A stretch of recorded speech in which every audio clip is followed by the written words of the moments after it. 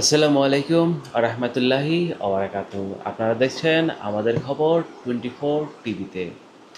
বাংলাদেশের প্রধানমন্ত্রী তারেক রহমান সাম্প্রতিক চীন সফর শুধু একটি নিয়মিত দ্বিপক্ষিক সফর নয়, বরং এটি দক্ষিণ এশিয়ার পরবর্তী ভূ রাজনৈতিক বাস্তবতা। একটি গুরুত্বপূর্ণ ঘটনা হিসেবে বিবেচনা করতে হবে বাংলাদেশের সচেতন নাগরিকদেরকে।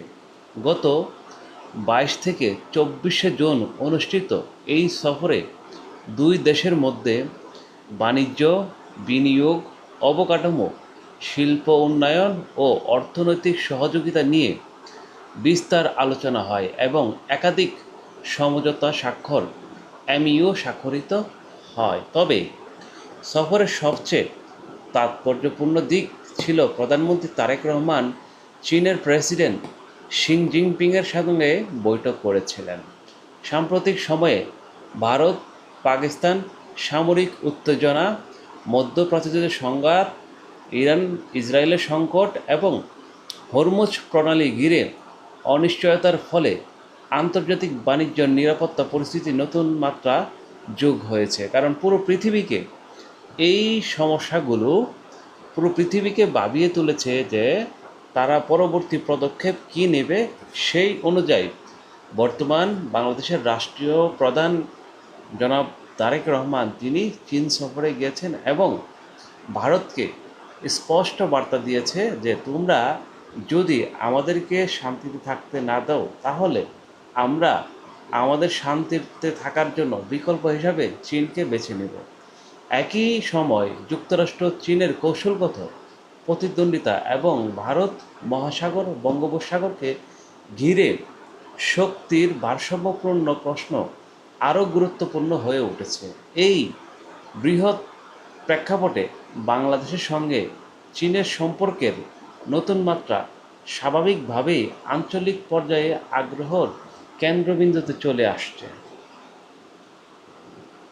সফরের একাধিক সমঝোতা স্বাক্ষরিত হলেও সফরের আগে যেসব কৌশলগত প্রকল্প নিয়ে ব্যাপক আলোচনা হয়েছিল, সেগুলো সব বিষয়ে আনুষ্ঠানিক ঘোষণা আসেনি। তবে বিভিন্ন পর্যবেক্ষকের ধারণা কিছু বিষয়ে দুই দেশের মধ্যে নীতিগত সমঝোতা হয়েছে এবং ভবিষ্যতে ভবিষ্যতে সেগুলো বাস্তবায়নের উদ্যোগ নেওয়া হতে পারে। এর মধ্যে মংলা বন্দর সম্প্রসারণ, সেখানে চীনের বিনিয়োগ, শিল্পাঞ্চল গড়ে তোলা এবং বাংলাদেশের সমুদ্র বন্দরগুলোকে সক্ষমতা আরও বৃদ্ধি করা, এই লক্ষ্যে বর্তমান সরকারও এগিয়ে যাচ্ছে। তবে সফরের পর সবচেয়ে বেশি আলোচনায় এসেছে চীনের প্রস্তাবিত চীন মিয়ানমার বাংলাদেশের অর্থনৈতিক করিডোর। এটি বাস্তবায়িত হলে শুধু তিন দেশের মধ্যে বাণিজ্য যোগাযোগ নতুন পথ তৈরি হবে না, বরং দক্ষিণ এশিয়ার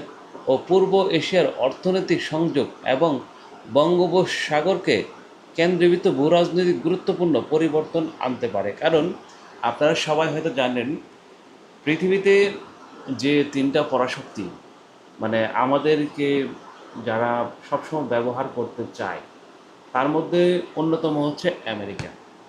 আর আমাদের প্রতিবেশী হিসাবে সবচেয়ে কাছের হচ্ছে ভারত। ভারত আমাদেরকে বিগত 17 বছর খুব নিষ্ঠুরভাবে আমাদেরকে ব্যবহার করেছে। এমন ব্যবহার করেছে, তারা কখনো আমাদের জনগণকে তারা ভালোবাসেনি, ভালোবেসেছে একজন শাসককে। জনগণ কখনো তারা বন্ধুত্ব করেনি।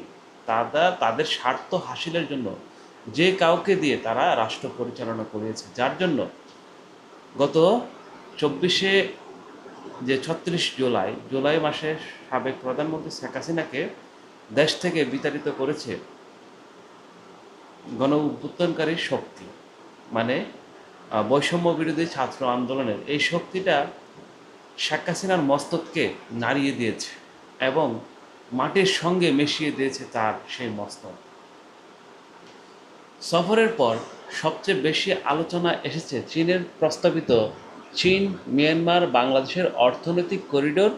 এটি বাস্তবায়িত হলে শুধু তিন দেশের মধ্যে বাণিজ্য যোগাযোগ নতুন পথ তৈরি হবে না, বরং দক্ষিণ ও পূর্ব এশিয়ার অর্থনৈতিক সংযোগ এবং বঙ্গোপসাগর কেন্দ্রিক ভূ রাজনৈতিক গুরুত্বপূর্ণ পরিবর্তন আনতে পারে। এই করিডোর বাস্তবায়িত হলে বাংলাদেশের সম্ভাব্য অর্থনৈতিক লাভ কম নয়। মংলা বন্দর, চট্টগ্রাম বন্দর, বে টার্মিনাল, মাতারবাড়ি গভীর সমুদ্র বন্দর এবং সম্ভাব্য অর্থনৈতিক অঞ্চলগুলো আঞ্চলিক সরবরাহ ব্যবস্থার গুরুত্বপূর্ণ কেন্দ্র হিসেবে গড়ে উঠতে পারে। বাংলাদেশের ভৌগোলিক অবস্থান এমন যে দক্ষিণ এশিয়ার দক্ষিণ পূর্ব এশিয়ার মধ্যে এটি স্বাভাবিক সেতুবন্ধন হিসাবে কাজ করতে পারে। বাংলাদেশের ভৌগোলিক অবস্থান এতটাই গুরুত্বপূর্ণ হয়ে উঠেছে যে স্বয়ং মার্কিন যুক্তরাষ্ট্র চীনকে কাবু করতে বাংলাদেশে তার ঘাঁটি বানাতে চায় এবং ইন্ডিয়া বাংলাদেশকে নিয়ন্ত্রণ করতে সে তার রয়ের মাধ্যমে সে তার কার্যক্রম পরিচালনা করে বাংলাদেশের মাটিতে। কিন্তু বাংলাদেশের যে নতুন সরকার বর্তমান বসেছে সে তার পলিসি অনুযায়ী সামনে এগিয়ে যাচ্ছে।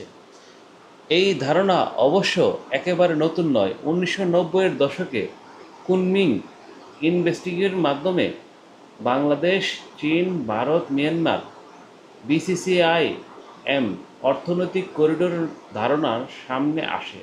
পরবর্তী সময়ে 4 দেশের প্রতিনিধিদের অংশগ্রহণ একাধিক বৈঠক অনুষ্ঠিত হয়। লক্ষ্য ছিল কলকাতা, ঢাকা, চট্টগ্রাম, আহ, মান্দালায় কুনমিং একটি অর্থনৈতিক ও পরিবহন নেটওয়ার্কের মাধ্যমে যুক্ত করা, কিন্তু রাজনৈতিক কৌশলগত কারণে প্রকল্পটি আর বাস্তবায়নের পর্যায়ে পৌঁছতে পারেনি। বিশেষ করে ভারতের অনীহা ছিল, কারণ BCCI-M কার্যত স্থবির হয়ে পড়ে। বর্তমান প্রস্তাবটি সেই BCCI-M ধারণাই একটি পরবর্তী রূপে বলে মনে করা হচ্ছে। এখানে ভারত নেই, বরং বাংলাদেশ, মিয়ানমার, চীন নিয়ে একটি ত্রিপক্ষীয় অর্থনৈতিক করিডোর গড়ে তোলার কথা বলা হচ্ছে। যদি কখনো এর আনুষ্ঠানিক রুট প্রকাশ করা হয়, বিভিন্ন বিশ্লেষকদের ধারণা করা হচ্ছে এটি বাংলাদেশের সীমান্ত থেকে মিয়ানমার রাখাইন মান্দালয়ে হয়ে চীনের উনান প্রদেশের কুনমিং পর্যন্ত বিস্তর হতে পারে। ঐতিহাসিকভাবে এই অঞ্চলে বহু শতাব্দী ধরে দক্ষিণ এশিয়া ও চীনের মধ্যে বাণিজ্যিক যোগাযোগের একটি গুরুত্বপূর্ণ পথ ছিল বহু আগে থেকেই। এই করিডোর বাস্তবায়িত হলে বাংলাদেশের সম্ভাব্য অর্থনৈতিক লাভ কম নয়। মংলা বন্দর, চট্টগ্রাম বন্দর, বে টার্মিনাল, মাতারবাড়ি সমুদ্র বন্দর এবং সম্ভাব্য অর্থনৈতিক অঞ্চলগুলো আঞ্চলিক সরবরাহ ব্যবস্থা গুরুত্বপূর্ণ কেন্দ্রবিন্দু হিসেবে গড়ে উঠতে পারে। বাংলাদেশের যে বন্দরগুলো আছে যেমন মংলা, চট্টগ্রাম বন্দর, বে টার্মিনাল, এগুলো মাতারবাড়ি গভীর সমুদ্র বন্দর, এগুলো কিন্তু শুধু বাংলাদেশেরই লাভবান তা নয়, কিন্তু বাংলাদেশের সঙ্গে যেসব দেশের বর্ডার যুক্ত আছে, আপনারা সবাই হয়তো জানেন এখানে চীনের বিশাল একটি তাদের নিরাপত্তার জন্য, তাদের সাপ্লাই চেন নিরাপত্তার জন্য তারা কিন্তু এই জায়গাটাকে ব্যবহার করে, বিশেষ করে জ্বালানি তেলের নিরাপত্তার জন্য। এই জ্বালানি তেলের নিরাপত্তা চীন চায়, কিন্তু ভারত সেখানে বাগড়া দিচ্ছে, কারণ ভারত চায় না চীন বাংলাদেশের ভিতরে শক্তিশালী হয়ে পড়ুক। কারণ ভারত মনে করে তার নিরাপত্তা ব্যবস্থা ভেঙে যেতে পারে যদি বাংলাদেশের ভিতরে তিস্তা প্রকল্প এবং করিডোর বাস্তবায়ন হয়। বাংলাদেশ, মিয়ানমার, চীন হয়ে এইগুলো বাস্তবায়ন হলে ভারতের আধিপত্য হয়তো কমে যেতে পারে এবং বাংলাদেশ হয়তো ভারতের হাতছাড়া হয়ে যেতে পারে।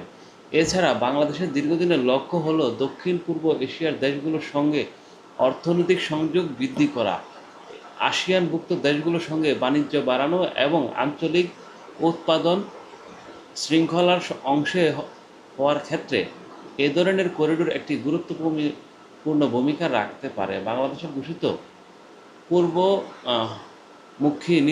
পূর্বমুখ নীতি বাস্তবায়নে এটি কার্যকর হতে পারে। হ্যাঁ, তবে বাংলাদেশের অনেক দিনের ইচ্ছা যে বাংলাদেশ আসিয়ানের অন্তর্ভুক্ত হতে চায়। আসিয়ানের অন্তর্ভুক্ত হতে পারলে বাংলাদেশের বাণিজ্যিকভাবে অর্থনৈতিকভাবে অনেক সুযোগ সুবিধা তৈরি হতে পারে। আসিয়ান যে দেশগুলো আছে তারা কিন্তু সবাই মোটামুটি ভালো অবস্থানে আছে এশিয়ার অন্তর্ভুক্ত দেশগুলোর থেকে। তবে প্রিয় দর্শক, আজকের মতো আলোচনা এখানেই শেষ করছি। যদি আমাদের আলোচনা আপনাদের কাছে পছন্দ হয় তাহলে অবশ্যই আমাদের চ্যানেলটিকে লাইক, সাবস্ক্রাইব, শেয়ার করতে ভুলবেন না। ধন্যবাদ প্রিয় দর্শক। আল্লাহ হাফেজ। আসসালামু আলাইকুম রহমতুল্লাহি ওয়া বারাকাতুহু।